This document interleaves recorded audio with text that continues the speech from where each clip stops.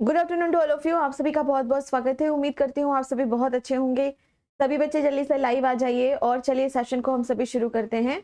तो सभी को नमस्ते, प्रणाम, सभी को बहुत सारा प्यार और सभी को हैप्पी न्यू ईयर, नव वर्ष की हार्दिक शुभकामनाएं। तो आ जाइए सभी बच्चे जल्दी से यहाँ पर। ओके, तो आज हम लोग यहाँ पर सबसे पहले 10 मिनट पढ़ेंगे वायरल डिजीज और इसके बाद मैं आप लोग को कराऊंगी ह्यूमन आइज। ठीक है, तो हम सभी किसके बारे में पढ़ेंगे? ह्यूमन आइज के बारे में पढ़ेंगे और साथ में ही हम सभी वायरल डिजीज के बारे में भी पढ़ेंगे। और आपने देखा होगा कि जो पीडीएफ है डिजीज की सारी, वो सारी ऑलरेडी अपलोड हो गई है, तो आप बच्चे उसको चेक कर लेना, है ना। बिल्कुल नोट्स की फॉर्म पे मैंने, जैसे किताब होती है ना, बिल्कुल वैसे ही मैंने आपको फॉर्मेट बना करके दिया हुआ है। ठीक है, तो चलो शुरू करते हैं। तो वायरल डिजीज की अगर आप यहाँ पे बात करते हो तो कुछ खास नहीं है, बस आपको दो तीन चीजें यहाँ पर याद रखनी होंगी। जैसे कि सबसे पहले कि भाई जो भी रोग है, जो भी यहाँ पर रोग है, जो भी यहाँ पर डिजीज है, वो किसकी वजह से हो रहा है? जो भी डिजीज है, जो भी रोग है, वह किसकी वजह से हो रहा है? तो भाई वायरस की वजह से हो रहा है। और वायरस का नाम आपको याद रखना पड़ेगा और उसकी अगर आप वैक्सीन यहाँ पर देखते हो तो वो आपको यहाँ पर याद करना होगा। ठीक है, तो चलो शुरू करते हैं। तो सबसे पहले हम लोग आज की कक्षा में पढ़ेंगे यहाँ पर एड्स के बारे में। सबसे पहले सरल शब्दों में पढ़ाऊंगी, कुछ भी नोट नहीं करना है, सब कुछ आपको ऑलरेडी नोट्स मैंने दे दिए हैं, पीडीएफ ऑलरेडी आपको मिल गई है, तो ध्यान से सुनो। जब हम बात करते हैं एड्स के बारे में तो यहाँ पर दो तीन प्रश्न सबसे पहले पूछा जाता है। सबसे पहले नंबर पर आता है कि भाई तुम ये बताओ कि एड्स होता किसकी वजह से है, और तब आपको यहाँ पर ध्यान में रखना है कि जो भी एड्स होता है वह वायरस की वजह से होता है। फिर पूछता है कि जो एड्स है उसकी फुल फॉर्म क्या होती है। क्या पूछेगा यहाँ पर कि जो एड्स है उसकी फुल फॉर्म यहाँ पर क्या होती है, और आपको आंसर क्या करना है कि जो एड्स की फुल फॉर्म है वो है एक्वायर्ड इम्यूनो डेफिशिएंसी सिंड्रोम। ठीक है, एक्वायर्ड इम्यूनो डेफिशिएंसी सिंड्रोम। ठीक, अब यहाँ पर एक चीज और आप लोग को ध्यान रखना पड़ेगा कि एड्स का जो रोग है वो वायरस की वजह से हो रहा है, और उस वायरस का क्या नाम होता है? आंसर आपको करना है कि उस वायरस को हम सभी कहते हैं रिट्रोवायरस। क्या कहते हैं बच्चों यहाँ पर? इसे हम सभी रिट्रोवायरस के नाम से यहाँ पर जानते हैं। अब आप कहोगे कि मैम हमने तो अभी तक HIV पढ़ा था। हाँ बिल्कुल ठीक पढ़ा है, पर उसको थोड़ा और अपडेट करो। तो एड्स जो होता है वह किसकी वजह से है? रिट्रोवायरस की वजह से होता है। अब यहाँ पर बात आती है कि भाई ये रिट्रोवायरस क्या है, क्या होता है रिट्रोवायरस? तो नाम से ही पता चल रहा है, एक ऐसा वायरस जिसके पास RNA जेनेटिक मटेरियल होता है। कैसा? RNA जेनेटिक मटेरियल होता है। ठीक है, और जैसे ही यह वायरस आपके शरीर में प्रवेश करेगा वैसे ही यह क्या कहलाने लगेगा? तब यह कहलाएगा यहाँ पर HIV। तब ये यहाँ पर क्या कहलाएगा? HIV। और HIV की फुल फॉर्म क्या होती है बच्चों? कौन बताएगा? तो आंसर करना है, इसे हम सभी कहते हैं ह्यूमन इम्यूनो डेफिशिएंसी वायरस के नाम से हम सभी इसे जानते हैं। ठीक है, जैसे ही यह वायरस हमारे शरीर में प्रवेश करता है वैसे ही सबसे पहले ये हमारे शरीर के अंदर जो टी सेल्स होती हैं उनको मार करके खत्म कर देता है। जो भी हमारे शरीर की टी सेल्स होती हैं, मतलब जो लिम्फोसाइट होती हैं, उनको यह मार के खत्म कर देता है, यानी कि WBC की संख्या को यह यहाँ पर कम कर देता है। और हम सभी को पता है कि जो हमारी WBC होती हैं, श्वेत रक्त कणिकाएं होती हैं, या जो टी सेल्स यहाँ पर होती हैं, ये क्या है? हमारी इम्यूनिटी को बढ़ाती है। अगर यह नहीं, इनकी जो संख्या है यह कम हो गई तो क्या होगा कि कोई भी छोटे मोटे रोग बहुत ही ज्यादा हो जाते हैं। वृषभ शर्मा, नहीं बेटा, अगर आप एयरफोर्स मेडिकल असिस्टेंट एग्जाम की तैयारी कर रहे हैं तो आपको कुछ टॉपिक्स और भी पढ़ने पड़ेंगे। ठीक है, ओके। अब यहाँ पर हम नेक्स्ट पॉइंट की ओर बढ़ते हैं। जब कभी भी हम लोग एड्स के बारे में यहाँ पर बात करते हैं, जब कभी भी हम एड्स के बारे में यहाँ पर बात करते हैं तो एड्स होने के क्या क्या कारण हो सकते हैं, ये भी तो एग्जाम में पूछ सकता है। तो आंसर आपको करना है कि जब एड्स यहाँ पर होता है तो इसके मेन कारण 4 होते हैं। ठीक है, क्या होते हैं? 4 इसके यहाँ पर मेन कारण होते हैं। सबसे पहले नंबर पर होता है यहाँ पर असुरक्षित यौन संबंध। सबसे पहले नंबर पर आता है यहाँ पे असुरक्षित यौन संबंध, ठीक है। तो यहाँ पे क्या होता है कि अगर कोई भी एक पार्टनर है जिसको यहाँ पर ऑलरेडी एड्स है, अगर वह किसी और के साथ रिलेशनशिप बनाएगा तो सामने वाले को भी यह रोग हो जाता है। इसके लिए क्या करना होता है, दो बातों का ध्यान रखना होता है। पहली बात ये कि जब आप किसी के साथ फिजिकल रिलेशनशिप बना रहे हैं तो हमेशा प्रिकॉशंस का यूज करिए, और दूसरे नंबर पर जो मल्टीपल पार्टनर्स रखते हैं उनसे हमें बचना चाहिए, ठीक है। नेक्स्ट, इसके बाद दूसरे नंबर पर आता है यहाँ पे शेयरिंग नीडल। तो अगर आप यहाँ पर संक्रमित सुई का इस्तेमाल करते हैं, इसका संक्रमित सुई का अगर आप इस्तेमाल करते हैं, निडल का इस्तेमाल करते हैं, तो भी यह रोग यहाँ पर हो जाता है। तो जैसे कि लोग टैटू बनवाते हैं, लोग यहाँ पर इंजेक्शन लगवाते हैं, ठीक है। तो उस टाइम पे आप सभी क्या देखोगे कि यह जो रोग होता है वो आसानी से यहाँ पर फैल जाता है। तो संक्रमित सुई की अगर आप बात करते हो तो यहाँ पर आप देखेंगे कि sharing the needles with the infected person, तो यह भी एक HIV का कारण यहाँ पर बनता है, ठीक है। अब इसके अलावा अगर आप बात करते हो कि जैसे आप किसी सैलून में गए हो बाल कटवाने के लिए, दाढ़ी वाड़ी बनवाने के लिए, और वहां पर जो शेविंग ब्लड होता है, शेविंग जो ब्लेड होता है, अगर उसमें ब्लड लग गया जो कि इन्फेक्टेड ब्लड है, तो और आपको अगर कट लगा तो वो भी आपके शरीर में यहाँ पर पहुंच जाएगा, ऐसे भी होता है, ठीक है। नेक्स्ट हम यहाँ पर बात करते हैं आगे, वो है हमारा यहाँ पर गर्भवती महिलाओं से उनके बच्चे को भी यह खतरा हो सकता है। और उसके बाद सबसे लास्ट में आता है यहाँ पर, वो है रक्त आधान, जिसको हम सभी क्या कहते हैं, ब्लड ट्रांसफ्यूजन के नाम से यहाँ पर जानते हैं। तो यहाँ पर अगर आप बात कर रहे हो कि जो गर्भवती महिला होती है उससे बच्चों में पहुंच जाता है, या फिर जो इन्फेक्टेड ब्लड अगर किसी ने चढ़ा दिया इमरजेंसी में और उसको चेक नहीं किया कि भाई HIV पॉजिटिव था या नहीं, तो भी इस तरह की दिक्कतें यहाँ पर हो जाती हैं, ठीक है। अब यहाँ पर हम नेक्स्ट पॉइंट की ओर यहाँ पर बढ़ते हैं।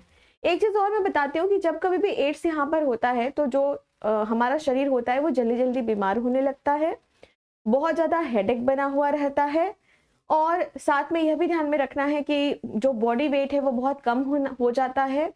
ट्यूबरकुलोसिस जैसी जो समस्या है वो ज्यादा यहाँ पर होने लग जाती है। तो यही इसके कुछ सिम्टम्स यहाँ पर होते हैं।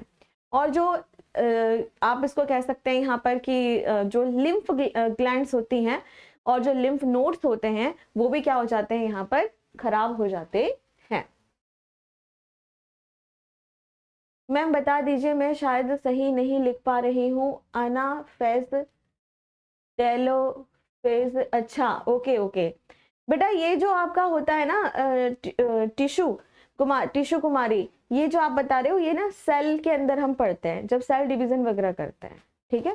चलो अब इसके आगे नेक्स्ट पॉइंट की ओर यहाँ पे हम सभी बढ़ते हैं।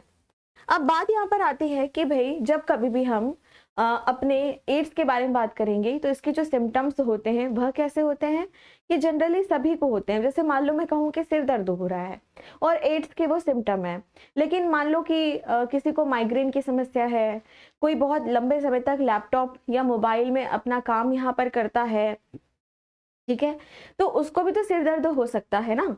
तो वहां पर यह ध्यान रखना कि वहां पर जो सिम्टम्स होते हैं वो बहुत सारे हो सकते हैं, पर आपको HIV है या नहीं है किसी व्यक्ति को, ये कैसे यहाँ पर पता चलेगा? तो आंसर आपको करना है, वो पता चलता है एलाइजा टेस्ट से।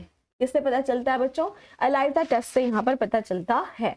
तो सबसे पहले हम बात करेंगे कि जब हम एलाइजा टेस्ट के बारे में यहाँ पर बात करते हैं, किस बारे में?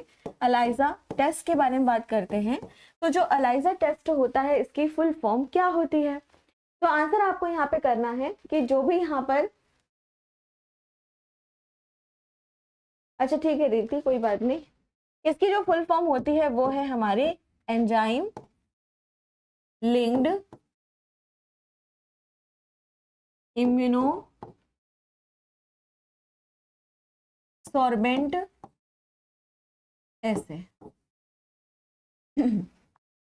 यहाँ पर जो इसकी फुल फॉर्म रहेगी वो क्या है? एंजाइम लिंक्ड इम्यूनोसॉर्बेंट ऐसे, ठीक है, ये इसके यहाँ पर फुल फॉर्म होती है। और यह एक तरह का नॉर्थन टेस्ट होता है। एक चीज और यहाँ पर आप लोगों को ध्यान रखना है कि जब हम एलाइजा के बारे में बात करते हैं तो ये HIV के अलावा, जैसे अगर किसी को जीका का प्रॉब्लम हो रहा है, किसी को यहाँ पर कुछ और भी दिक्कत है, तो वहाँ पर भी अलग अलग तरीके से इस टेस्ट का हम सभी यहाँ पर इस्तेमाल कर सकते हैं। लेकिन मेन क्या है यहाँ पर कि एड्स के लिए इसका यहाँ पर इस्तेमाल किया जाता है। अगर यह वायरस दिखा तो उसको हम सभी क्या कहते हैं यहाँ पर, HIV पॉजिटिव। और अगर ये वायरस नहीं है तो उसे हम सभी क्या कहते हैं, HIV नेगेटिव। ठीक है, ओके। मैम मेरा हमेशा सिर में दर्द रहता है, बेटा मैं तुम्हें क्या बताऊं, मेरे खुद होता रहता है। ठीक है, इससे बचने का 2-3 तरीका है। पहला, पानी पियो, खूब पानी पियो। ठीक है, दूसरा क्या, एक्सरसाइज करो, नहीं कर सकते वॉक वगैरह करो, रात के टाइम पे थोड़ा हल्का खाना खाओ, ओवर थिंक नहीं करना है। फोन और लैपटॉप हम चला रहे हैं तो उसका अपना क्या करना है, यहाँ पर एक शेड्यूल बना करके चलना है। ठीक है, तो सिर दर्द की समस्या आज के टाइम पे हर किसी को है। मेरे को जो सिर दर्द की समस्या है वो 2-3 वजह से होती है। जैसे अगर मैं अपनी बात करूं, पहले नंबर पर मैं स्टूडियो में पढ़ाती हूँ मोस्टली टाइम, तो आप बिलीव नहीं करोगे, यहाँ पे बहुत बड़े बड़े ना लाइट्स होती हैं जो सीधे आंखों में पड़ती हैं, जिसकी वजह से आंखों में दर्द होना शुरू हो जाता है। ठीक है, दूसरा क्या होता है, स्टूडियो जब हम बनाते हैं ना तो यहाँ पर जो कपड़ों का इस्तेमाल किया जाता है वॉल पे, ठीक है, उसमें ना एक पेंट लगाया जाता है, तो उससे मुझे एलर्जी है, तो मेरी आंखों से आंसू गिरने लगते हैं। आपने देखा होगा कई बार कि मैं आपको पढ़ाते पढ़ाते ऐसे ऐसे ऐसे ऐसे करती हूँ। ठीक है, तो वो भी सेम चीज़ है। और तीसरा ये है कि कई बार क्या हो जाता है यहाँ पर कि पानी की कमी हो जाती है बॉडी में। जैसे हम लोग बहुत बोल के पढ़ाते हैं ना, जोर जोर से बोल के पढ़ाते हैं, तो पानी की कमी हो जाती है। तो ये हमारे तो यही मेन रीज़न है सिर दर्द होने का। ठीक है, बाकी अगर आपको यह ज़्यादा प्रॉब्लम यहाँ पर हो रही है तो आप पानी ज़्यादा पियो, खाना हल्का खाना खाओ और थोड़ा वॉकिंग वगैरह करो, ठीक हो जाएगा। ठीक है, चलो, तो हमने यहाँ पर क्या पढ़ा कि भाई जो एड्स होता है वह किसकी वजह से होता है, तो आंसर करना वायरस की वजह से होता है। अब हम यहाँ पर दूसरे रोग के बारे में बात करेंगे। दूसरा जो रोग यहाँ पर है वो है हमारा यहाँ पर छोटी माता। ठीक है, अब कुछ बच्चे यहाँ पे कंफ्यूज हो जाते हैं मिनी माता, लेकिन नहीं, मिनी माता की अगर हम यहाँ पर बात करें तो मिनी माता जो रोग है वो प्रदूषक की वजह से होता है और पारा की वजह से होता है। लेकिन अगर हम छोटी माता के बारे में बात करते हैं तो जो छोटी माता है वह किसकी वजह से होता है, तो आंसर करना वेरिसेला वायरस की वजह से होता है। किसकी वजह से, तो उसका पूरा नाम है वेरिसेला जोस्टर वायरस की वजह से यह होता है। और यहाँ से काफी ज्यादा प्रश्न आपसे पूछता है कि भाई ये बताओ कि छोटी माता किसकी वजह से हो रहा है, तो आंसर करना कि जो वेरिसेला जोस्टर वायरस है उसकी वजह से ही छोटी माता यहाँ पर होती है। अब ये बहुत ही खतरनाक और संक्रामक रोग होता है। यहाँ पे होता क्या है यहाँ पर कि अगर आप देखो ना तो शरीर में ना इस तरह के चिकत्ते से बन जाते हैं, है ना, इस तरह से चिकत्ते से यहाँ पर बन जाते हैं, और यही क्या है यहाँ पर छोटी माता। ठीक है, ये समय के साथ ठीक भी यहाँ पर हो जाता है। एक चीज और ध्यान रखिएगा कि आपको मैं जितने भी वायरस यहाँ पर पढ़ाऊंगी वो सारे के सारे जो वायरसेस होते हैं उनके अंदर आपको RNA जेनेटिक मटेरियल मिलता है। लेकिन मैं आपको यहाँ पे 2 वायरस बता रही हूँ। पहला है चिकन पॉक्स जिसको हम सभी छोटी माता कहते हैं, ठीक है, और एक आपका आता है यहाँ पे स्मॉल पॉक्स जिसको हम सभी चेचक कहते हैं। अगर आपसे एग्जाम में कभी इन दोनों के ऊपर प्रश्न पूछे ना तो आप दोनों को क्या बताना है कि इन दोनों की अगर आप बात करो तो इसमें DNA जेनेटिक मटेरियल होता है। जैसे एड्स के वायरस की अगर हम बात करते हैं तो जो एड्स का वायरस होता है उसमें क्या था, RNA, कोरोना वायरस RNA। लेकिन अगर हम बात करते हैं छोटी माता और चेचक के बारे में यानी स्मॉल पॉक्स और चिकन पॉक्स के बारे में, तो इनके पास क्या होता है यहाँ पर, आंसर करना कि इनके पास DNA होता है। क्या होता है यहाँ पर, DNA होता है। ठीक है, ओके बच्चों, चलो अब इसके बाद हमने क्या देखा, छोटी माता। ठीक, अब इसके बाद हम पढ़ेंगे यहाँ पर किसके बारे में, चेचक के बारे में। चेचक की अगर हम बात करें तो चेचक जो होता है वो कुछ इस तरीके से दिखाई देता है। चेचक की अगर हम यहाँ पर बात करते हैं तो जो चेचक होता है ना वह किसकी वजह से होता है, वेरियोला वायरस की वजह से होता है। किसकी वजह से हो रहा है बच्चों, वेरियोला वायरस की वजह से होता है। एक चीज और ध्यान दीजिएगा कि जब कभी भी हम यहाँ पर बात करते हैं चेचक के बारे में, स्मॉल पॉक्स के बारे में, तो जो WHO है यानी वर्ल्ड हेल्थ ऑर्गेनाइजेशन, उन्होंने यहाँ पर क्या बोला, उन्होंने ये बोला कि हमने तो 1980 तक इस बीमारी को इस पूरी दुनिया से मिटा दिया है, हटा दिया है। लेकिन ये बात सच नहीं है। आप यहाँ पर देखें तो कहीं ना कहीं 1% अभी भी आपको इसके मरीज यहाँ पर मिल जाते हैं। ठीक है, चलो अब इसके आगे नेक्स्ट पॉइंट की ओर यहाँ पर बढ़ते हैं। अब हम बात करेंगे यहाँ पे सामान्य सर्दी जुकाम के बारे में। जो नॉर्मली सामान्य सर्दी जुकाम यहाँ पर हो जाता है, नॉर्मली यहाँ पर होता है सर्दी जुकाम, कॉमन हमें कोल्ड होता है। तो कॉमन कोल्ड जो होता है उसमें आप क्या देखते हो कि जो हमारा नाक है, गला है, ये पूरा नुकसान यहाँ पर हमें पहुँचता है, हमें छींक आती है, नाक बहता है, फीवर आ जाता है और हाथ पैरों में दर्द भी होता है। तो यहाँ पे अगर आप बात करते हो सर्दी जुकाम के बारे में, तो जो सर्दी जुकाम है ये भी किसकी वजह से होता है, वायरस की वजह से होता है। और वायरस की अगर हम यहाँ पर बात करें तो किसकी वजह से होगा, यहाँ पर राइनो वायरस की वजह से यह रोग होता है। किसकी वजह से, राइनो वायरस की वजह से यह रोग होता है। ठीक है, इसको आप नेचुरल तरीके से भी यहाँ पर ठीक कर सकते हैं। जैसे कि पहले नंबर पर आप यहाँ पे गार्लिक ले सकते हैं। आप यहाँ पर गार्लिक मतलब जिंजर, गार्लिक, इन सब की अगर आप यहाँ पे बात करो, जैसे कि लहसुन हो गया, है ना, अदरक हो गया, हनी हो गया, आप ये ले सकते हैं, जिंक की गोलियां आप ले सकते हैं, भाप ले सकते हैं। तो ये सब लेकर के नेचुरल तरीके से यहाँ पर यह ठीक हो जाता है। ठीक है बच्चों, चलो अब इसके आगे नेक्स्ट पॉइंट की ओर यहाँ पे हम सभी बढ़ते हैं। अब हम यहाँ पर बात करेंगे किसके बारे में, डेंगू के बुखार के बारे में। किसके बारे में बात करेंगे अब हम यहाँ पर, डेंगू के बुखार के बारे में। अगर आप डेंगू के बारे में यहाँ पर बात करते हो तो जो भी यहाँ पर डेंगू का रोग होता है ये किसकी वजह से होता है, तो आंसर करना, डेंगू का जो रोग होता है यह अरबो वायरस की वजह से होता है। किसकी वजह से होता है, अरबो वायरस की वजह से होता है। अरबो वायरस की वजह से यह रोग होता है। ठीक है, और इसको एक जगह से दूसरी जगह पहुंचाने वाला जो वाहक है, जो एक ऐसा यहाँ पर जो इसको एक जगह से दूसरी जगह पहुंचा रहा है, वाहक है इसका, उसको हम सभी यहाँ पर क्या कहेंगे, तो आंसर करना है यहाँ पर कि इसे हम कहेंगे मादा एडिस एजिप्टी मच्छर। तो अगर आप बात करो तो ये क्या है, हमारी एडिस मॉस्किटो है ना। तो यही क्या करती है, इसकी वाहक यहाँ पर बनती है। तो जैसे जिका वायरस की अगर बात करते हो, डेंगू वायरस की अगर आप बात करते हो, चिकनगुनिया की अगर आप बात करते हो, तो उसको एक जगह से दूसरी जगह वाहक बनने का काम कौन यहाँ पर करता है, तो आंसर करना एडीज ही यहाँ पर करता है। ठीक है, इसके अलावा एक चीज और ध्यान दीजिएगा कि जो हमारा डेंगू होता है ना, जो हमारा डेंगू होता है, इसी को ही हम सभी क्या बोलते हैं, यहाँ पर हड्डी तोड़ बुखार भी बोलते हैं। तो कभी पूछ ले, है ना, हड्डी तोड़ बुखार किसे हम सभी कह रहे हैं, तो यहाँ पे आपको आंसर करना है कि वो हम सभी डेंगू को ही यहाँ पर बोलते हैं। तो लिख लीजिएगा यहाँ पर, मतलब वैसे मैंने नोट्स में सारा लिख के दिया है, ब्रेक बोन डिजीज भी इसी को हम सभी यहाँ पर बोलते हैं। ठीक है, अब यहाँ पर एक चीज और आपको ध्यान रखनी पड़ेगी। क्या बात ध्यान रखनी पड़ेगी यहाँ पर, कि अगर आप इस वायरस को यहाँ पर देखते हो ना, तो आपको यह भी ध्यान में रखना है कि जो यह वायरस होता है, ठीक है, जो भी यह वायरस यहाँ पर होता है, इसमें हमारी जो प्लेटलेट्स होती हैं वह कम होनी शुरू हो जाती हैं।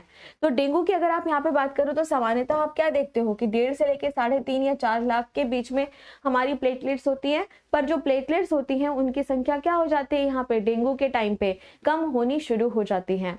और फिर उसके लिए क्या किया जाता है, प्लाज्मा चढ़ाया जाता है। क्या चढ़ाया जाता है, प्लाज्मा हमें यहाँ पर चढ़ाया जाता है। ठीक है, अब आगे नेक्स्ट पॉइंट की ओर बढ़ते हैं। अब हम यहाँ पर बात करते हैं हर्पिस नाम के रोग के बारे में। हर्पिस नाम का जो रोग होता है ये काफी खतरनाक होता है, काफी संक्रामक होता है। ये भी वायरस की वजह से होता है। और किस वायरस की वजह से होगा, तो बहुत ही सिंपल है, इस वायरस का नाम है herpes simplex virus. Herpes simplex virus, तो ये किसकी वजह से हो रहा है, वायरस की वजह से होता है। ये 2 जगह पर होता है, पहला ओठों के आसपास होता है और जननांग के आसपास होता है। तो ओठों के पास जो होता है उसको हम कहते हैं कि भाई माउथ सोर हो गया या ओरल सोर हो गया। तो ओठों के आसपास, मुंह के आसपास आपको हर्पिस हो सकता है। और कहां पर होता है, जननांगों में यहाँ पर होता है।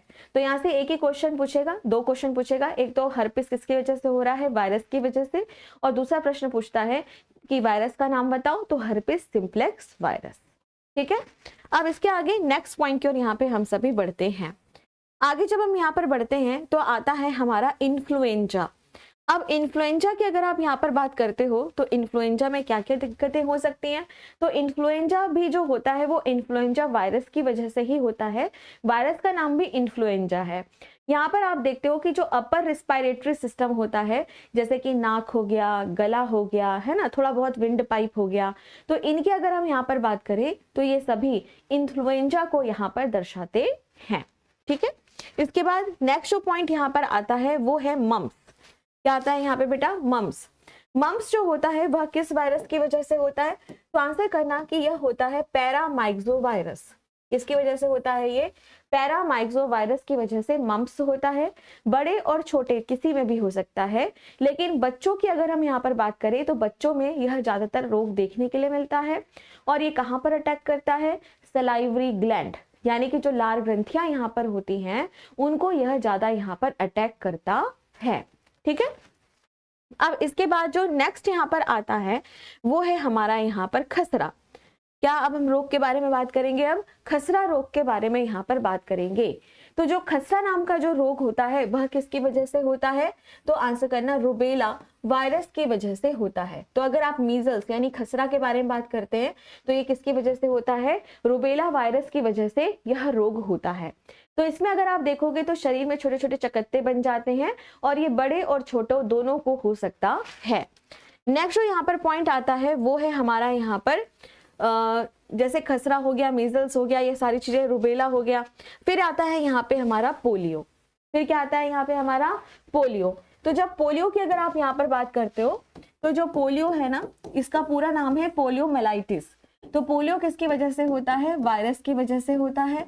और वायरस का भी नाम क्या है यहाँ पर? पोलियो वायरस होता है। ठीक है, ये कैसा रोग है यहाँ पर? वाटर बॉर्न डिजीज है, यानी जल जनित रोग यह होता है, मतलब दूषित पानी से यह रोग यहाँ पर होता है। ठीक है, दूसरे नंबर पर जब ये वायरस आएगा तो किसको यह अटैक करेगा? छोटे बच्चों को यहाँ पर यह अटैक करता है।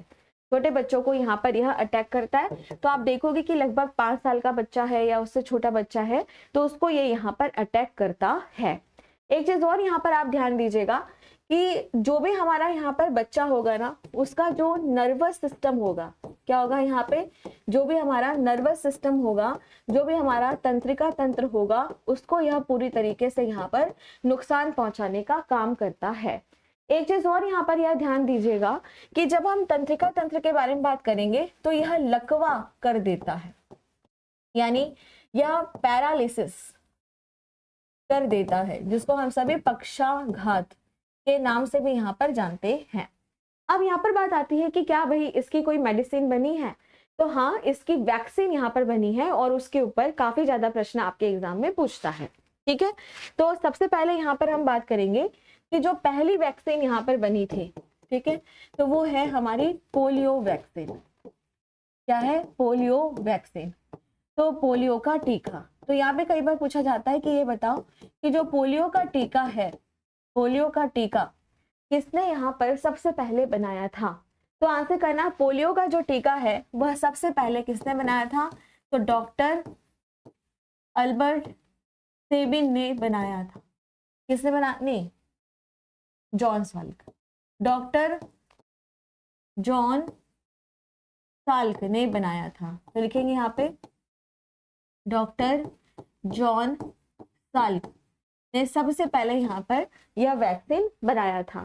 फिर आगे जाकर के आप सभी यहाँ पर यह देखेंगे यहाँ पर कि आया ओरल पोलियो ड्रॉप्स, जिसको आप ओरल पोलियो ड्रॉप्स आप कहते हैं ना, 2 बूंद जिंदगी के, सभी ने पिया होगा। हाँ, तो 2 बूंद जिंदगी के, ये किसने यहाँ पर बनाया? तो आंसर करना है यहाँ पे डॉक्टर अल्बर्ट सेबिन। कौन थे? Doctor Albert Sabin. तो इन्होंने ही यहाँ पर यह बनाया था। ठीक है, तो ये पोलियो के बारे में यहाँ पर आपको पता होनी चाहिए। ठीक है, अब इसके बाद सब फिर ऐसे ही है, जैसे कि आप ये देख सकते हो, है ना। अब आता है यहाँ पे हमारा रेबीज। अब यहाँ पे क्या आ जाएगा हमारा? यहाँ पर रेबीज। रेबीज जो होता है यह भी वायरस की वजह से होता है। और किसकी वजह से होता है बच्चों? तो आंसर यहाँ पे करना कि या लैसा वायरस या फिर रेब्डो वायरस की वजह से होता है। किसकी वजह से होता है? ये रेब्डो वायरस की वजह से रेबीज यहाँ पर हो जाता है। तो ये कब होगा? तो आंसर करना कि जब कभी भी जो संक्रमित कुत्ता हो, मतलब जो संक्रमित पशु होगा, संक्रमित पशु जैसे खास तौर से कुत्ते की अगर हम यहाँ पर बात करें, डॉग की अगर हम बात करें, तो ये जो वायरस होता है ना, ये कुत्ते के सलाइवा यानी लार में रहना पसंद करता है। और इस तरह का अगर संक्रमित कुत्ता हमें काट लेता है तो उस टाइम पे क्या होगा कि ये जो वायरस है ये हमारे शरीर में पहुंच जाएगा, ठीक है, और फिर हमें यह नुकसान पहुंचा देगा। और फिर इस टाइम पे जो भी व्यक्ति होगा अगर वो किसी दूसरे को काट ले तो भी आप देखेंगे कि इस तरीके का आप वायरस फैलते हुए यहाँ पर देख सकते हैं। एक चीज और यहाँ पे ध्यान दीजिएगा कि जैसे कुत्ता तो है ही, मतलब डॉग तो है ही, डॉग के साथ दूसरे नंबर पर आता है यहाँ पर मंकी, तीसरे नंबर पर आ जाता है यहाँ पे बैट यानी कि चमगादड़, और क्या आ जाता है यहाँ पे गिलहरी, गिलहरी, और बंदर हो गया, हाँ कभी कभी कैट भी, ठीक। तो ये सभी इसके वाहक हो सकते हैं, ये सभी इसके यहाँ पर वाहक हो सकते हैं, ठीक है। अब जब कभी भी यह रोग होता है तो कैसे पता चलेगा? तो सबसे पहली बात कि जब कभी भी यह रोग होगा तो वह व्यक्ति क्या महसूस करेगा? हाइड्रोफोबिया, हाइड्रोफोबिया महसूस करेगा। हाइड्रोफोबिया का मतलब, हाइड्रो मतलब पानी, फोबिया मतलब डर। ऐसा जो व्यक्ति होगा उसको यहाँ पर पानी से डर लगेगा। और जो व्यक्ति होता है उसके अंदर जो नर्वस सिस्टम होता है, जो न्यूरॉन्स होते हैं, उनकी संख्या यहाँ पर कम होनी शुरू हो जाती है, ठीक। तो ये था हमारा रेबीज। इसके अलावा बाकी सब नॉर्मल है, जैसे वायरल इंसेफेलिस के बारे में बात करते हो, येलो फीवर यानी पीत ज्वर के बारे में बात करते हो, ठीक है, या फिर सार्स के बारे में, मार्स के बारे में बात करते हो, इबोला के वायरस में बारे में बात करते हो, है ना, तो लैसा वायरस के बारे में बात करते हो। तो ये सभी के सभी किसकी वजह से हो रहे हैं? वायरस की वजह से ही हो रहे हैं, ठीक है। तो बाकी कुछ इंपॉर्टेंट नहीं है, जो इंपॉर्टेंट था वो मैंने पढ़ा दिया। और अब हम सभी यहाँ पर बात करेंगे किसके बारे में? अब हम सभी यहाँ पर बात करेंगे ह्यूमन आई, ठीक है। अब हम यहाँ पर किसके बारे में बात करेंगे बच्चों? तो आंसर करना है आई, आंख के बारे में हम यहाँ पर चर्चा करेंगे। चलो आ जाओ, ठीक है।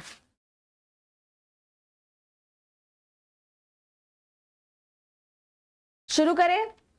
आंख, ठीक है। अब आंख की अगर हम यहाँ पर बात करते हैं तो जो भी हमारी आंख यहाँ पर है वह क्या है? यहाँ पर देखने के लिए इस्तेमाल की जा रही है। किसके लिए इस्तेमाल की जा रही है? यहाँ पर देखने के लिए इस्तेमाल की जाती है। हमारी जो आंख होती है वह देखने के लिए यहाँ पर इस्तेमाल की जाती है, ठीक है। अनवर हैप्पी बर्थडे बेटा, गॉड ब्लेस यू, ठीक है। तो यहाँ पे अगर हम बात, बैट क्या है मैम? बेटा बैट का मतलब होता है चमगादड़, ठीक है। तो यहाँ पे अगर हम आईज के बारे में बात करते हैं, आंखों के बारे में बात करते हैं, तो जो भी हमारी आंख होती है बेटा वो क्या है? यहाँ पर देखने के लिए इस्तेमाल यहाँ पर की जाती है, ठीक है। डन यहाँ तक? ओके। अब दूसरे नंबर पर जब कभी भी हम अपनी आंख को यहाँ पर देखते हैं तो आंख किस तरह की होगी? तो देखेंगे सबसे पहले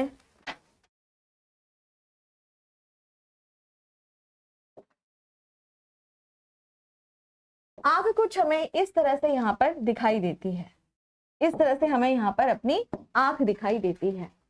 तो सबसे पहले आप यहाँ पर यह देखो कि जब आप आंख को देख रहे हो तो आंख कैसा है? एक आई बॉल में पाया जाता है। कहां पर पाया जाता है? ये एक आई बॉल में यह पाया जाता है। अब आई बॉल क्या होता है? तो देखिए, अगर हम अपने स्कल को देखते हैं, अपनी खोपड़ी को यहाँ पर देखते हैं, तो हमारी खोपड़ी में इस तरह से दो छेद थे, यहाँ पर एक, यहाँ पर और एक यहाँ पर, है ना, है ना, दो छेद थे यहाँ पर। तो ये क्या है हमारा यहाँ पर? तो इसे हम सभी कहते हैं नेत्र कोटक। क्या कहते हैं इसको हम सभी? नेत्र कोटक के नाम से भी हम इसे जानते हैं, या कोटक के नाम से हम सभी जानते हैं। इसी को हम सभी क्या कहते हैं? आई बॉल यहाँ पर कहते हैं। और जो भी हमारी आई बॉल होती है वो कैसी होती है, स्फेरिकल, यानी कि गोलाकार यहाँ पर होती है।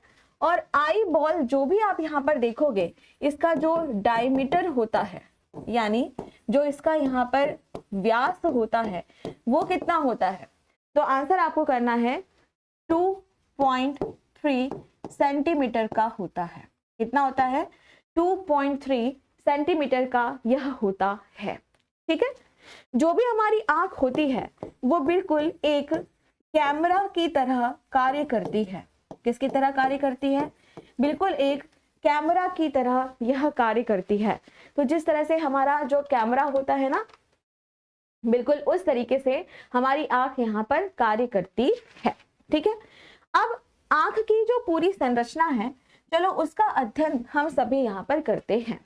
ठीक है, तो चलो शुरू करते हैं यहाँ पर। तो सबसे पहले हम यहाँ पे बनाएंगे अपनी आंख।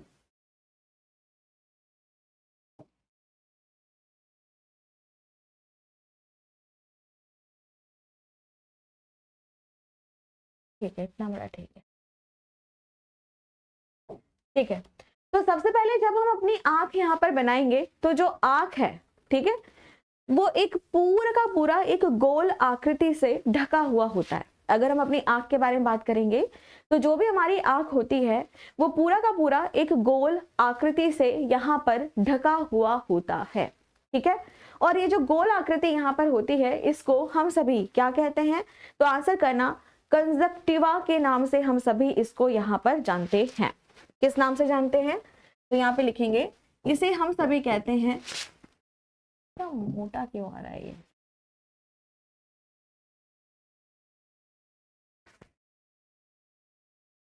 ठीक है, तो इसे हम सभी कहते हैं यहाँ पे कंजक्टिवा के नाम से हम सभी इसे यहाँ पर जानते हैं।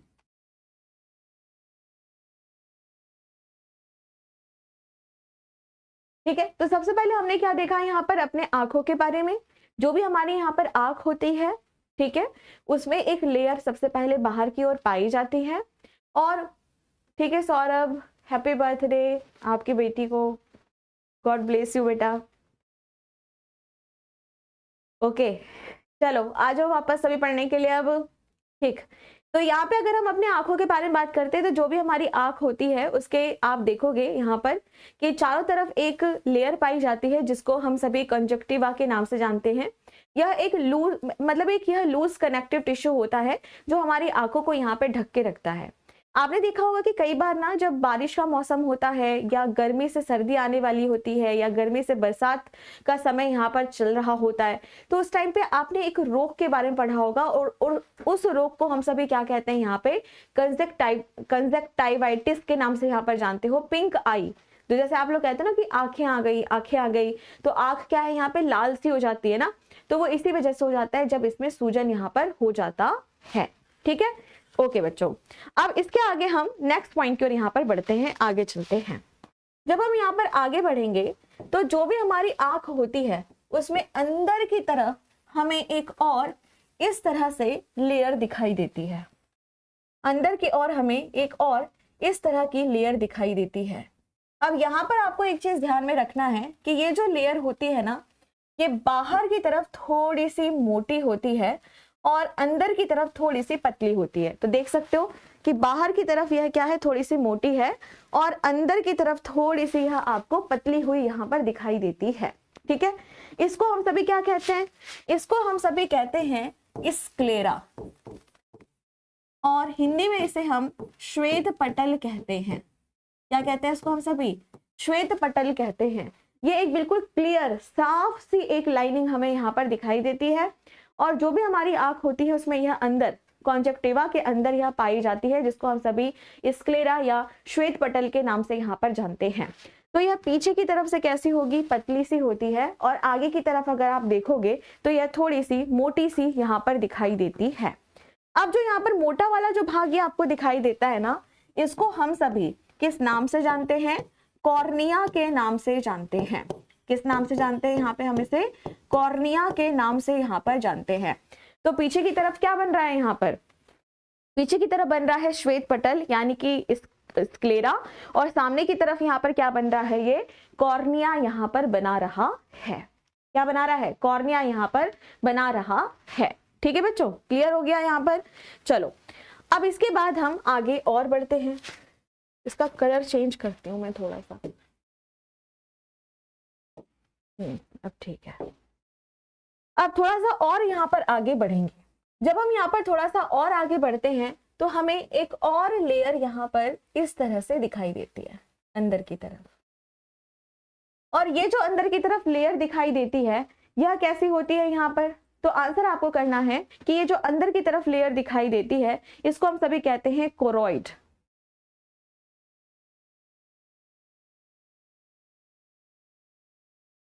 और हिंदी में इसे हम रक्त पटल कहते हैं। ठीक है, तो श्वेत पटल के अंदर हमें यहाँ पर क्या दिखाई दिया, तो आंसर करना, श्वेत पटल के अंदर हमें रक्त पटल दिखाई दिया। स्क्लेरा के अंदर हमें यहाँ पर क्या दिखाई दिया, तो आंसर करना, स्क्लेरा के अंदर हमें यहाँ पर कोराइड यहाँ पर दिखाई दिया।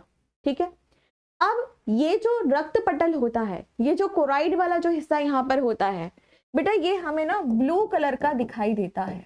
किस कलर का यह दिखाई देता है, नीले रंग का ये हमें यहाँ पर दिखाई देता है। क्यों, क्योंकि यहाँ पर जो ब्लड वेसल्स होती हैं, जो यहाँ पर ब्लड वेसल्स होती हैं, जो यहाँ पर हमारी रक्त नलिकाएं होती हैं, उनकी मात्रा यहाँ पर बहुत ज्यादा होती है, उनकी संख्या यहाँ पर बहुत ज्यादा होती है। तो इसको हम सभी क्या कहते हैं, यहाँ पे रक्त पटल के नाम से यहाँ पर जानते हैं, और यह नीले रंग की यहाँ पर दिखाई देती है। ठीक है, यहां तक समझ आ गया। चलो ओके, अब इसके आगे नेक्स्ट पॉइंट की ओर यहाँ पे बढ़ते हैं। अब जब हम कॉर्निया वाले हिस्से को देखते हैं बच्चों,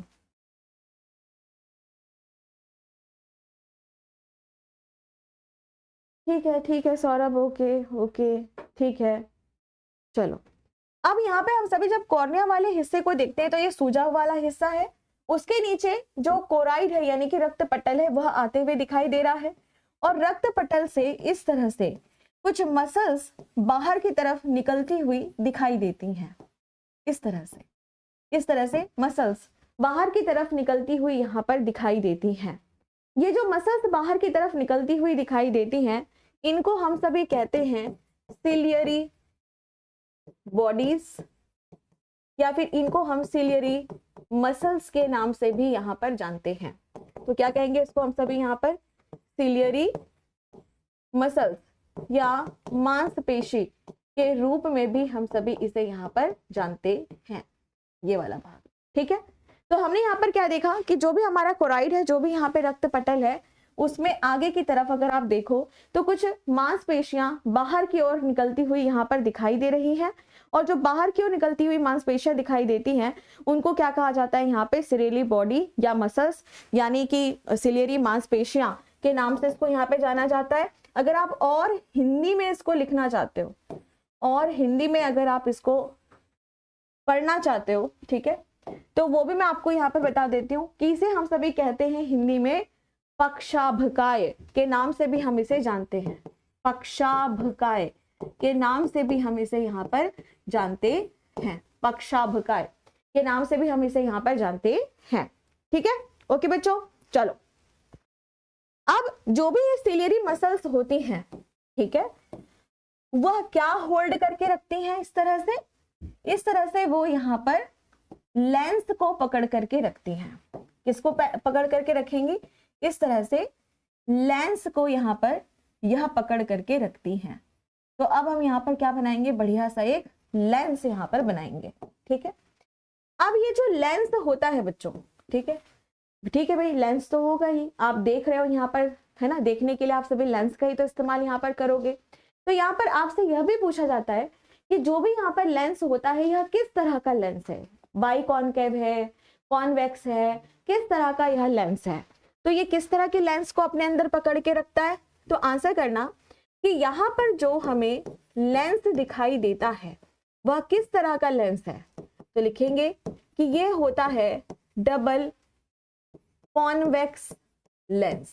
कैसा लेंस होता है, डबल कॉन्वेक्स लेंस, जिसको हम सभी द्वि उत्तल लेंस के नाम से भी यहाँ पर जानते हैं।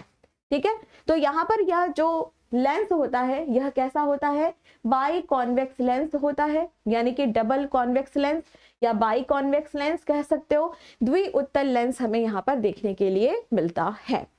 अब जो भी हमारा लेंस होगा बच्चों, उसके चारों तरफ मतलब एक पतली सी एक और लेयर हमें यहाँ पर देखने के लिए मिलती है, बड़ी पतली सी एक लेयर हमें यहाँ पर हमारे लेंस के चारों ओर देखने के लिए मिलती है। ये जो पतली सी लेयर हमें चारों ओर देखने के लिए मिलती है बच्चों, इसे हम सभी क्या कहते हैं, प्यूपिल कहते हैं। क्या कहते हैं इसको हम सभी, प्यूपिल यहाँ पर कहते हैं। ठीक है, अब ये प्यूपिल क्या है, प्यूपिल क्या होता है, तो आंसर आपको यह करना है कि प्यूपिल का जो काम होता है वो है कि जो भी लेंस है उसको जूम इन और जूम आउट करना।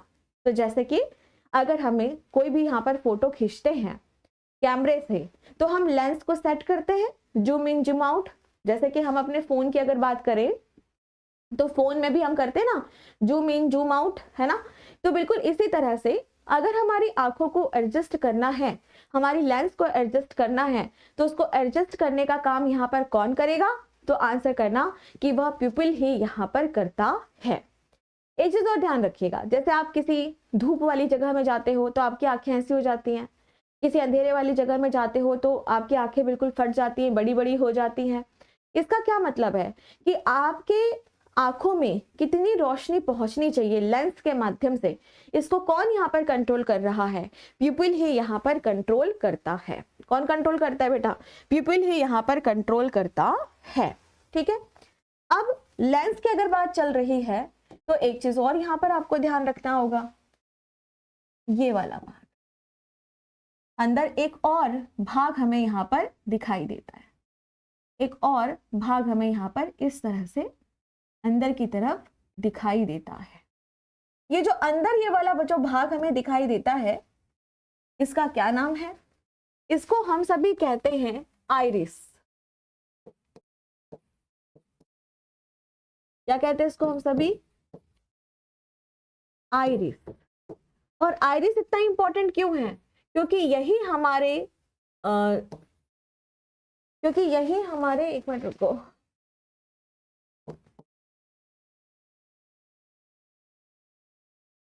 क्योंकि यही हमारे आंखों को अलग अलग कलर देता है।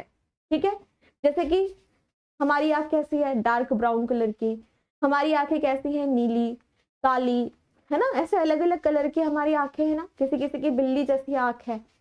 तो जो कलर यहाँ पर है ग्रीनिश टाइप का, ब्लूइश टाइप का, ब्राउनिश, है ना, वो सब किसकी वजह से है, तो आंसर आपको करना है कि वह आइरिस की वजह से ही होता है। किसकी वजह से, आइरिस की वजह से यहाँ पर होता है। तो जो अलग अलग कलर आपको यहाँ पर दिखाई दे रहा है वो किसकी वजह से यहाँ पर दिखाई देगा, तो आंसर करना है यहाँ पर वह आइरिस की वजह से ही दिखाई देता है। ठीक है, डन यहाँ तक बच्चों। चलो अब आगे नेक्स्ट पॉइंट की ओर यहाँ पर बढ़ते हैं। इतना भाग आपको समझ आ गया।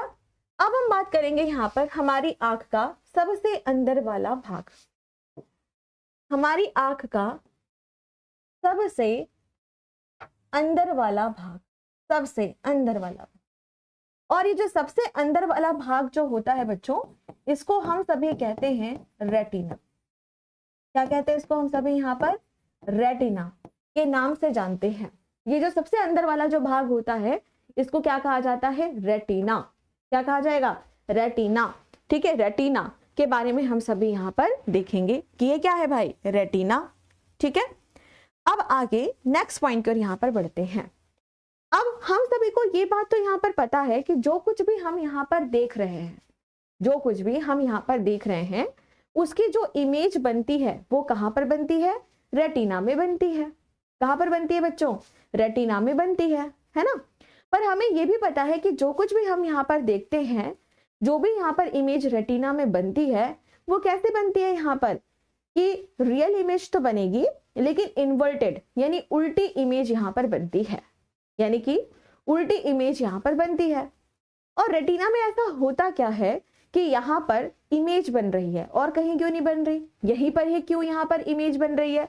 तो चलो इसको भी हम सभी यहाँ पर समझते हैं। तो प्यारे बच्चों, जब कभी भी हम रेटिना को देखते हैं तो रेटिना में हमें यहाँ पर क्या दिखाई देंगी, 3 तरह की सेल्स दिखाई देती हैं। क्या होता है यहाँ पर, 3 तरह की सेल्स हमें यहाँ पर दिखाई देती हैं। और ये जो 3 तरह की जो सेल्स होती हैं वह कौन कौन सी होती हैं, तो लिखते हैं यहाँ पर सबसे पहले 3 टाइप्स ऑफ सेल्स। 3 तरह की सेल्स हमें यहाँ पर दिखाई देती हैं।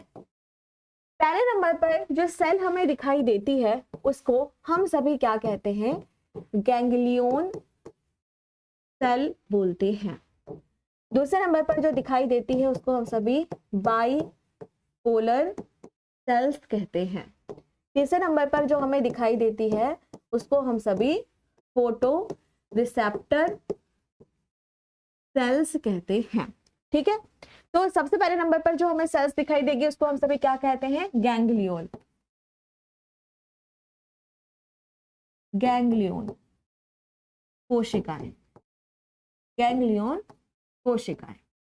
दूसरे नंबर पर जो दिखाई देती है उन्हें क्या कहा जाता है, बाइपोलर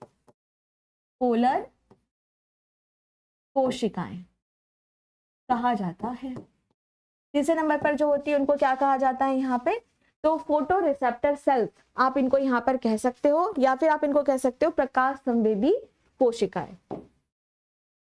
प्रकाश संवेदी कोशिकाएं। ठीक है, तो हमने यहाँ पर क्या देखा कि जब हम रेटिना को यहाँ पर देखते हैं तो जो भी रेटिना होती है यहाँ पर 3 तरह की सेल्स हमें दिखाई देती हैं। पहली होती है यहाँ पे हमारी गैंग्लियन सेल, दूसरी होती है बाइपोलर और तीसरी होती है फोटो रिसेप्टर यानी प्रकाश संवेदी कोशिकाएं। और जो यहाँ पे प्रकाश संवेदी कोशिकाएं होती हैं बच्चों, यह 2 तरह की होती है। पहली होती है यहाँ पे कोन सेल्स और दूसरी होती है रॉड सेल्स, जिनको हम सभी कहते हैं यहाँ पे शंकु कोशिकाएं, शंकु कोशिकाएं। और दूसरे नंबर पर आती है यहाँ पे क्षण या क्षणाकार कोशिकाएं। ठीक है, तो ये सारी कोशिकाएं आपको कहां पर देखने के लिए मिल रही हैं, रेटिना में देखने के लिए यहाँ पर मिल रही है। ठीक है, ओके बच्चों। अब यहाँ पर जो हमें मेन फोकस करना है वो किसके ऊपर करना है, कोन सेल्स और रॉड सेल्स, क्योंकि यहाँ से काफी क्वेश्चंस आप लोगों के एग्जाम में पूछे जाते हैं। और साथ में ही यह ध्यान में रखना कि ये इंपॉर्टेंट भी है नॉर्मल तरीके से ही। ठीक है, तो सबसे पहले हम यहाँ पर पढ़ेंगे कि भाई जब हम यहाँ पर फोटो रिसेप्टर्स के बारे में बात करते हैं तो लिखते हैं यहाँ पे फोटो रिसेप्टर सेल्स, प्रकाश संवेदी कोशिकाएं। तो 2 तरह की है। पहले नंबर पर क्या है हमारी रॉड सेल्स और दूसरे नंबर पर कौन है हमारी यहाँ पर कोन सेल्स। ठीक है, रॉड सेल को हम सभी क्या कह रहे हैं, क्षण कोशिकाएं, क्षण कोशिकाएं। और इसको क्या कह रहे हैं हम सभी, शंकु कोशिकाएं। ठीक है, अब इन दोनों में हम सभी क्या करेंगे, अंतर यहाँ पर देखेंगे। क्या देखेंगे यहाँ पर हम सभी, अंतर यहाँ पर देखेंगे। एक चीज और ध्यान में रखिएगा आप सभी कि क्षण कोशिकाओं को हम सभी शलाका भी कहते हैं। इसी का ही दूसरा नाम क्या है, शलाका, हिंदी में। ठीक है,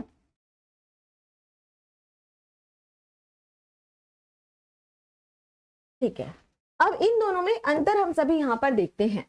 जो भी हमारी शलाका कोशिकाएं होंगी ये कब एक्टिवेट होंगी, तो आंसर करना ट्विलाइट विजन यह देती हैं। मतलब रात्रि के समय यह एक्टिवेट होती है और हमें ब्लैक एंड वाइट कलर में देखने में मदद करती हैं। मतलब काला और सफेद का विजन सीन ये हमें देखने के लिए देती हैं। दूसरी तरफ कौन शेप जो होती है, कौन सेल्स जो होती हैं, वह डे विजन यानी दिन के समय देखने में मदद करती हैं। और यह जो प्राइमरी कलर्स होते हैं प्राइमरी कलर्स यानी जो प्राथमिक रंग होते हैं, जो प्राथमिक रंग होते हैं उनको देखने में यह मदद करती है। अब जल्दी से मुझे यहाँ पर यह बताओ कि जो प्राथमिक रंग होते हैं वह कौन कौन से होते हैं, बताइए। प्राथमिक रंग जो होते हैं वह कौन कौन से होते हैं बताओ। ग्रीन, ठीक है, रेड, ग्रीन और ब्लू, बहुत बढ़िया। तो वह कौन कौन से होंगे यहाँ पर, कहां से करना है, रेड, ग्रीन, ब्लू, ठीक है। तो लाल, हरा, नीला, ये 3 कलर यहाँ पर बनते हैं और बाकी जो कलर होते हैं ना वो इनके मिक्स होकर के हमें यहाँ पर दिखाई देते हैं, ठीक है। तो हमने क्या देखा कि जब हम रॉड सेल्स को देखते हैं तो यहाँ पर यह रात्रि के टाइम देखने में मदद करता है। काला और सफेद कलर जो है उसे हमें यहाँ पर देखने के लिए मदद कर रहा है, जबकि जो शंकु कोशिकाएं होती हैं, कॉर्न सेल्स होती हैं, वह दिन के समय हमें देखने में मदद करती हैं। प्राथमिक रंगों को देखने में यहाँ पर मदद यह करती हैं। दिन के टाइम पे यह काफी एक्टिव यहाँ पर रहती हैं। एक चीज और यहाँ पर ध्यान दीजिएगा कि जो हमारी शलाका कोशिकाएं होती हैं इनके अंदर रोडोप्सिन नाम का एक पिगमेंट भी बनता है। रोडोप्सिन पिगमेंट भी यहाँ पर बनता है। क्या बनता है, रोडोप्सिन वर्णक भी यहाँ पर बनता है और इसके साथ साथ यह विटामिन ए भी यहाँ पर बनाती है, जो कि रात के टाइम देखने में यहाँ पर हेल्प करती है, ठीक है। जबकि अगर हम यहाँ पर बात करते हैं प्राथमिक रंगों के बारे में तो ये दिन के समय एक्टिवेट होती हैं, प्राथमिक रंगों को यहाँ पर दिखाती हैं और इसीलिए हमें दुनिया कैसे दिखाई देती है, कलरफुल यानी रंग बिरंगी यहाँ पर दिखाई देती है। कैसे दिखाई देती है बेटा, रंग बिरंगी दुनिया हमें यहाँ पर दिखाई देती है, ठीक है। पिगमेंट का मतलब क्या होता है, पिगमेंट का मतलब रंग देने वाला, वर्णक, ठीक है। क्लियर है बच्चों। अब यहाँ पर ना एक और एडिशनल पॉइंट मैं आपको यहाँ पे बताती हूँ कि जब हम अपनी आंखों को यहाँ पर देखते हैं बच्चों, जब हम यहाँ पर अपनी आंखों को देखते हैं ना तो आंखों में आप क्या देखोगे, यहाँ पर बीच की तरफ आपको कौन सेल्स ज्यादा दिखाई देंगी और यहाँ पर आपको रॉड सेल्स ज्यादा दिखाई देंगी, ठीक है। तो जब हम रेटिना को देखते हैं ना तो रेटिना के बीच में अगर आप देखो तो आपको क्या दिखाई दे रही है, कौन सेल्स ज्यादा दिखाई देती हैं और ऊपर और नीचे की तरफ अगर आप यहाँ पर देखें तो आपको क्या दिखाई देगा यहाँ पर, हाँ बिल्कुल ठीक, रॉड सेल्स यहाँ पर दिखाई देती हैं, ठीक है। अब यहाँ पर थोड़ा सा और आगे बढ़ते हैं और एक चित्र के माध्यम से मैं इसको यहाँ पर समझाती हूँ।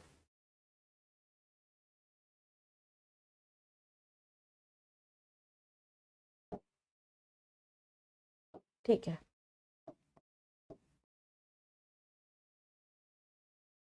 ठीक है बच्चों।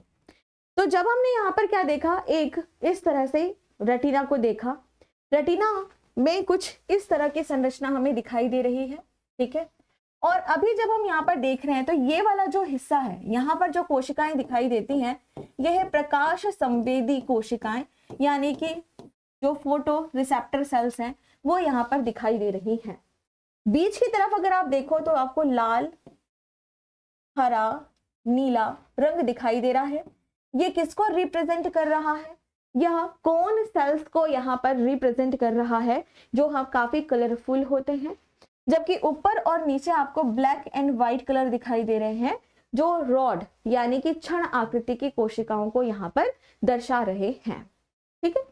अब एक चीज और यहाँ पर ध्यान रखना, अब जैसे कि मैंने यहाँ पर आपको बताया कि रेटिना में 3 तरह की कोशिकाएं हैं।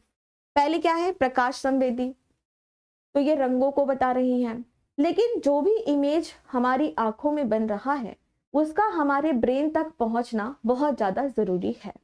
तो होगा क्या, अब होगा ये कि जो भी प्रकाश संवेदी कोशिकाएं होती हैं उनको अब कहां पर भेजा जाएगा, बाईपोलर कोशिकाओं के पास भेजा जाएगा और जो बाईपोलर कोशिकाएं हैं वो उन्हें गैंग्लियन कोशिकाओं तक भेजने का काम यहाँ पर करेंगी, ठीक है। अब आगे नेक्स्ट पॉइंट की ओर यहाँ पे बढ़ते हैं कि जब हम यहाँ पर बात करते हैं किसके बारे में, जो हमारा प्रकाश संवेदी कोशिकाएं हैं वो यहाँ पर दूसरी कोशिकाओं को क्या कर रही हैं, जो भी चित्र बनाई हैं उनको यहाँ पर वह संदेश भेजेंगे, ठीक है।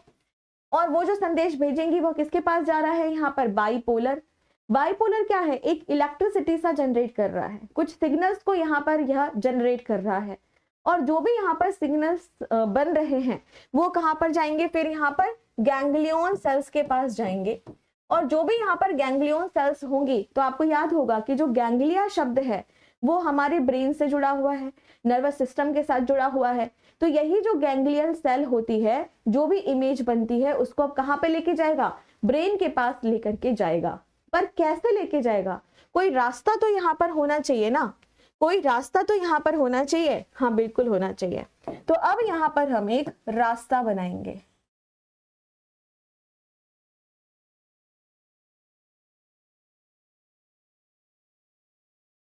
ठीक है, ये एक रास्ता यहाँ पर बना, और ये रास्ता यहाँ पर क्या है, तो आंसर करना कि इसे हम सभी कहते हैं ऑप्टिक नर्व।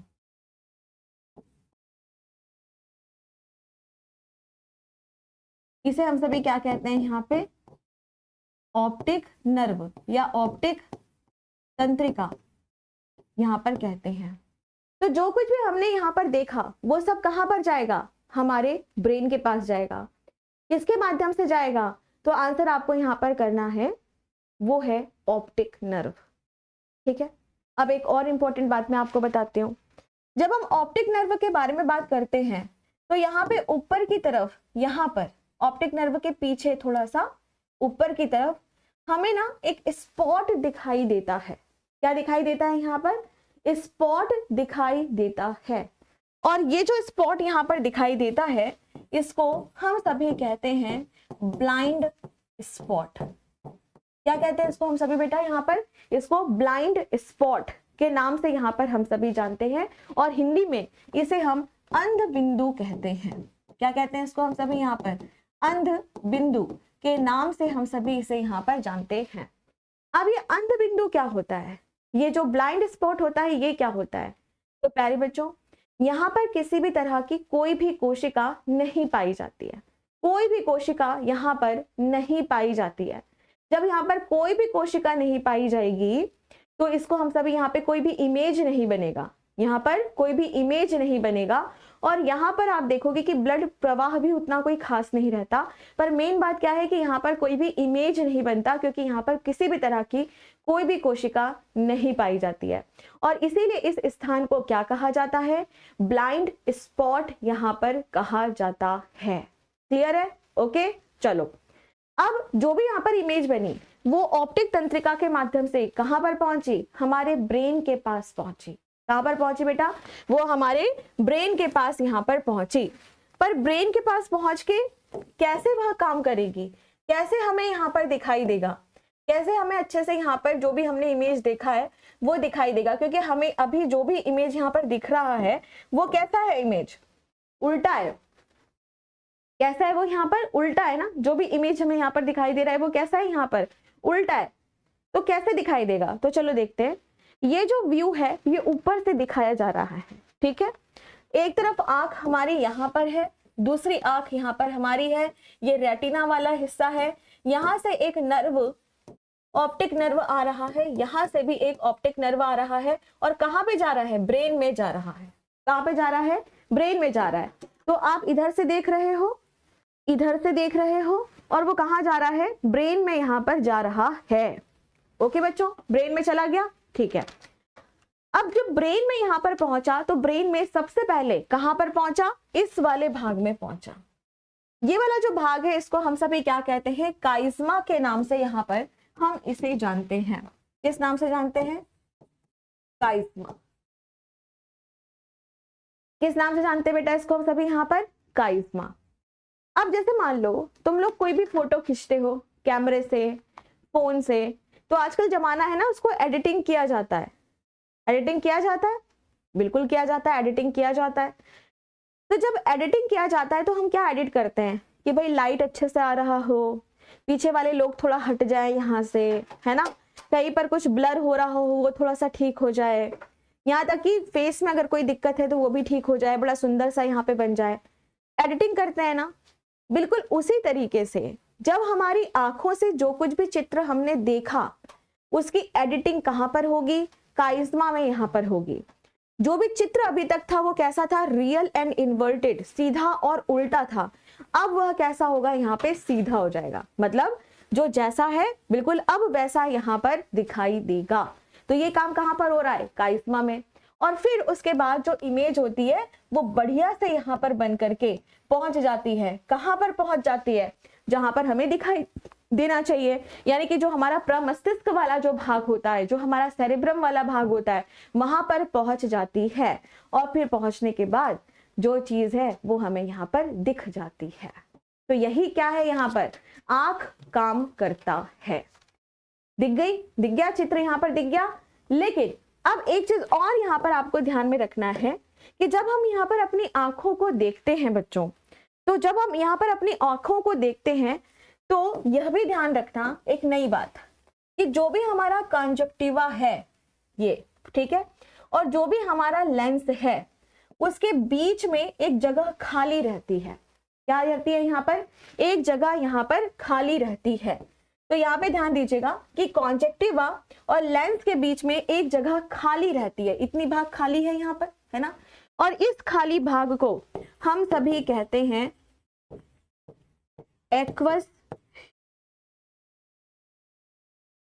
एक्वस चैम्बर कहते हैं। क्या कहते हैं इसको? एक्वस चैम्बर या एक्वस कक्ष के नाम से यहाँ पर हम इसे जानते हैं। तो अगर कभी आपसे पूछा जाए कि कॉन्जेक्टिवा और लेंस के बीच की जो खाली जगह होती है इसको क्या कहा जाता है, तो आंसर करना एक्वस चैम्बर कहा जाता है। यहाँ पे एक फ्लूइड भरा हुआ होता है, एक द्रव्य पदार्थ भरा हुआ होता है जिसको हम सभी कहते हैं एक्वस ह्यूमर। क्या कहते हैं इसको हम सभी? यहाँ पर एक्वस ह्यूमर के नाम से यहाँ पर हम इसे जानते हैं। एक्वस ह्यूमर के नाम से यहाँ पर हम इसे जानते हैं। ठीक है, ओके। चलो अब दूसरे नंबर पर हम सभी यहाँ पर देखेंगे। दूसरे नंबर पर आपको यह भी यहाँ पर ध्यान रखना चाहिए बेटा, जो वो कॉन्जेक्टिवा है ना ऊपर वाला भाग और लेंस, इनके बीच की जगह, ठीक है, ओके। अब हम बात करेंगे कि जो रेटिना होता है, जो रेटिना होता है और लेंस के बीच की जो जगह होती है उसको हम सभी किस नाम से यहाँ पर जानते हैं? बीच वाली जगह, इसको हम सभी किस नाम से यहाँ पे जानते हैं? तो आंसर करना चैम्बर। ये जो जगह होता है इसको हम सभी कहते हैं विट्रियस चैम्बर।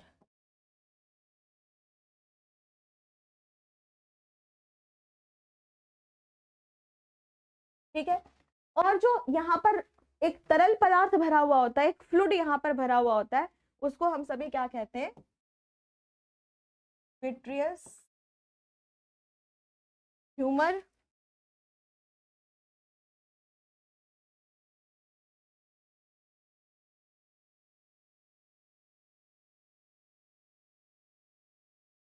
विट्रियस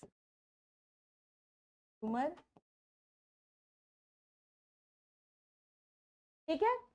चलो, तो आज का सेशन हम सभी इतना ही रखते हैं। ये आप लोगों की लास्ट क्लास है। इसकी जो पीडीएफ है आपको वह 2-3 दिनों में मिल जाएगी, और ये वाली तो अभी तुरंत ही मिल जाएगी। ठीक है, पीडीएफ तुरंत मिल जाएगी इसकी अभी। और एक चीज और यहाँ पे ध्यान दीजिएगा कि इसका जो प्रैक्टिस सेशन है वह 6 तारीख से सुबह 10 बजे जो हमारा केजीएस रेलवे चैनल है उसमें होगा। तो जो बच्चे यहाँ पर प्रैक्टिस के लिए परेशान है वो सभी बच्चे ध्यान देंगे कि 10 बजे 6 तारीख से आप लोग का सुबह 10 बजे यूट्यूब चैनल पर यह कार्यक्रम चलेगा। ठीक है, चलो अब कल मैं जा रही हूँ देहरादून। ठीक है, तो तुम लोग का कोर्स भी पूरा हो गया है पूरा अच्छे तरीके से, और आप सभी अपना यहाँ पर ध्यान दीजिए, अपना ध्यान रखिए अच्छे से, ठंडी बहुत है। ठीक ठीक है। और जिन बच्चों को मैंने डांटा, ठीक है, उनको ज़्यादा परेशान होने की ज़रूरत नहीं है बेटा। ठीक है, डांट देते हैं टीचर लोग, पर उस पर अपने ईगो में लेने वाली यहाँ पर बात नहीं होती है। आराम से पढ़ाई करिए और खुश रहिए। ठीक है, चलो इसके अलावा यूट्यूब में मैं आपको 6 तारीख से मिलूंगी सुबह 10 बजे, तो सभी बच्चे वहां पर आकर के हाजिरी जरूर लगा देना। ठीक है, और जब आपका एग्जाम वगैरह होगा, अभी तो डेट आई नहीं है, है ना, लेकिन अच्छा है आराम से आप लोगों ने इसको पढ़ लिया बहुत अच्छे से, तो जब एग्ज़ाम की डेट आएगी तो फिर हम लोग और कुछ इसके लिए और बेहतर क्या कर सकते हैं वो ज़रूर करेंगे, ठीक है? ओके बच्चों, तो बायोलॉजी समाप्त। जैसा कि मैंने बोला था कि 2 तारीख को खत्म हो जाएगा, हो गया। और आप सभी ऐसे ही हँसते मुस्कुराते रहो, खुश रहो, अच्छे से यहाँ पर पढ़ो। गॉड ब्लेस यू और बहुत सारा प्यार।